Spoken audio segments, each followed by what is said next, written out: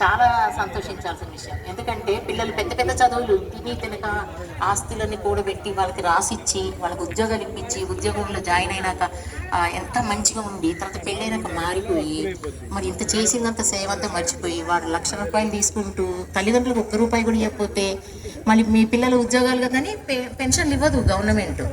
కొడుకులు ఉన్న వాళ్ళకి పెన్షన్లు ఇవ్వరండి.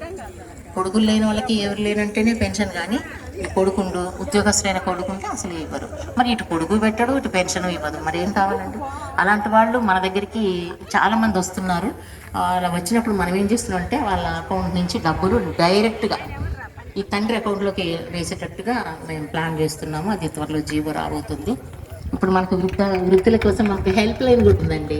మీరు ఎవరు అధైర్యపడద్దు. ఎవరైనా అంటే మీరంటే మీరు కాదు, ఇక్కడ మీకు తెలిసిన వాళ్ళు, మీ బంధువులు, మిత్రులు, స్నేహితులు ఎవరున్నా కానీ 14567 అని ఒక హెల్ప్ లైన్ కూడా ఉంది. గుర్తుపెట్టుకోండి, 14567. ఈ హెల్ప్ లైన్కి మీరు ఫోన్ చేసినట్టయితే మీకు తక్షణ సహాయం అందుతుంది. అంటే మీకు ఏమైనా వృద్ధాశ్రమంలో జాయిన్ చేసుకోవాలనుకుంటున్నారా? జాయిన్ చేపిస్తాము.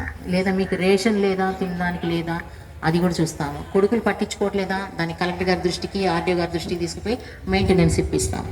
సో ఇలాంటివన్నీ ఉన్నాయి కాబట్టి ఆ హెల్ప్ లైన్ కూడా అందరూ గుర్తుపెట్టుకోండి. ఎవరికైనా కావాలన్నప్పుడు ఆ నంబర్ చెప్పండి, 14567. సో ఈ విధంగా ప్రభుత్వం కూడా ఇప్పుడు నేనేం చేస్తానంటే మహిళా శిశువులు అంటే పిల్లలు, దివ్యాంగులు, వయోవృద్ధులు, ట్రాన్స్జెండర్స్ వీళ్ళందరికీ నేను ఒక వెల్ఫేర్ ఆఫీసర్గా ఉన్నా. వాళ్ళ బాధ్యతలు చూసుకోవడానికి ఒక సంక్షేమాధికారిగా ఉన్నాను. కాబట్టి ఎవరైనా ఇలాంటి ఈ జెండర్లంతా కూడా సెన్సిటివ్ గ్రూప్స్, అంటే చాలా వల్నరబుల్, అంటే సెన్సిటివ్, మహిళలు అంటే సెన్సిటివ్, పిల్లలు సెన్సిటివ్, దివ్యాంగులు వాళ్ళు అంటే వయోవృద్ధులు, ట్రాన్స్జెండర్స్ అన్నీ కూడా సమాజంలో అలాంటి వాళ్ళు కొంచెం అణిచివేతకు గురి అయ్యేటువంటి ఒక గ్రూప్ అనమాట. ఆ గ్రూప్కి మనం ఒక సంక్షేమాధికారిగా పనిచేయడం నాకు చాలా ఆనందంగా అనిపిస్తుంది. నేను నా వంతు ఏమైనా ఉంటే మీకు అందరికీ సహాయం చేయడానికి సిద్ధంగా ఉన్నాను. నా నంబర్ కూడా సార్ వాళ్ళకి తెలుసు. మీరు ఏదన్నా ఉంటే నాకు డైరెక్ట్గా చెప్పండి, కలెక్టర్ గారి దృష్టిలో తీసుకొని వెళ్ళి నేను అందరికీ కూడా న్యాయం చేయడానికి నేను నా ప్రయత్నం నేను చేస్తాను.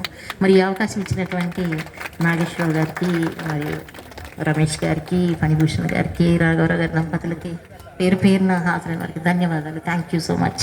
Once again happy birthday to you Phani.